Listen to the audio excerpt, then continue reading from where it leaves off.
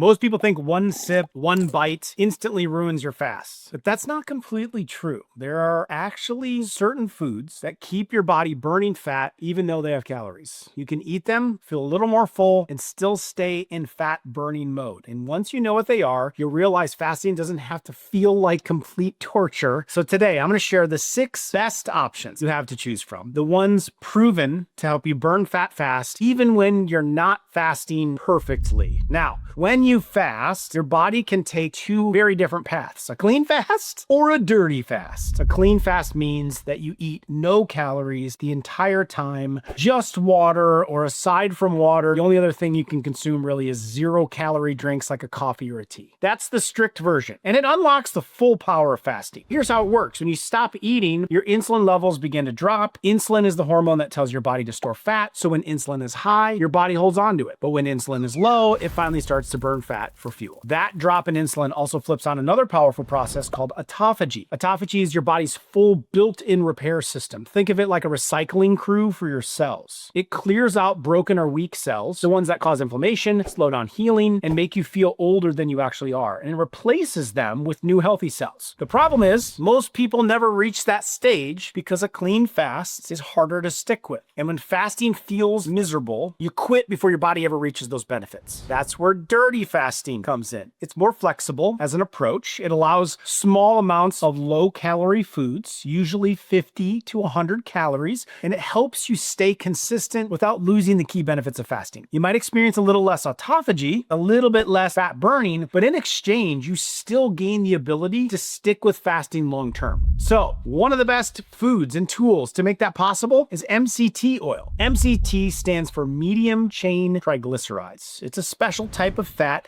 that your body handles completely different than any other fat. Now, here's what makes it so powerful for fasting. Most fats take a long trip through your digestive system before they can be used, but MCTs skip that process. They go straight from your gut to your liver, where they're immediately turned into ketones. Ketones are a clean, steady fuel source that your body produces when you're fasting. They power your brain, your muscles, your metabolism without spiking insulin. That means you can get more energy and feel sharper mentally while still keeping your body in fat burning mode. A small amount of MCT oil during a fast won't shut down that process. In fact, it can help you stay in ketosis longer. That's the state where your body starts burning fat for fuel instead of sugar, and it makes fasting feel easier. Most people find that 1 teaspoon to 1 tablespoon in their morning coffee helps them push through the hardest part of the fast, the early hours when hunger usually hits. But just be careful, don't overdo it. I do like to blend it into my coffee though. If you like a little cream in it, you'll be glad to know that heavy cream can also fit into a dirty fast, as long as you use it the right way. Heavy cream is made almost entirely of fats, about 96%. And because it's mostly fat, it doesn't spike your insulin levels the way anything with sugar would, or even what protein does. That means your body can stay in fat burning mode, even while getting a small boost of energy and fullness. So here's what makes it different from MCT oil. While MCTs go straight to the liver and turn into ketones almost instantly, the fats in heavy cream digest more slowly. So instead of a quick burst of energy, you get a slower, more sustainable feeling of satisfaction. That makes it especially useful if you're struggling with the morning hunger. So a tablespoon in your coffee can help take that edge off without completely breaking your fast. Just remember, portion matters. 1 tablespoon has around 50 calories in it. So if you keep pouring and end up with 3 or 4 tablespoons, you're not really fasting anymore. You're just eating breakfast in a liquid form. And one more thing to keep in mind, heavy cream can slightly slow autophagy because it contains trace amounts of protein. That's not a problem if your main goal is fat loss. But if you're fasting purely for cellular repair, you'll want to stick with a more clean fast instead. Now, if you want something lighter than cream, you could consider almond or coconut milk to be another great option. It gives you a more smooth, creamy texture in your coffee or in your tea without all the calories that can come with full fat dairy. 2 tablespoons only has about 5 to 10 calories in it, and less grams of carbohydrates overall. That's low enough to keep your insulin steady and your fat burning engine running high. What makes almond and coconut milk so useful for dirty fasting is how gentle it is on your body. It's low in sugar, it's low in protein, and it's mostly water, so it adds flavor, makes you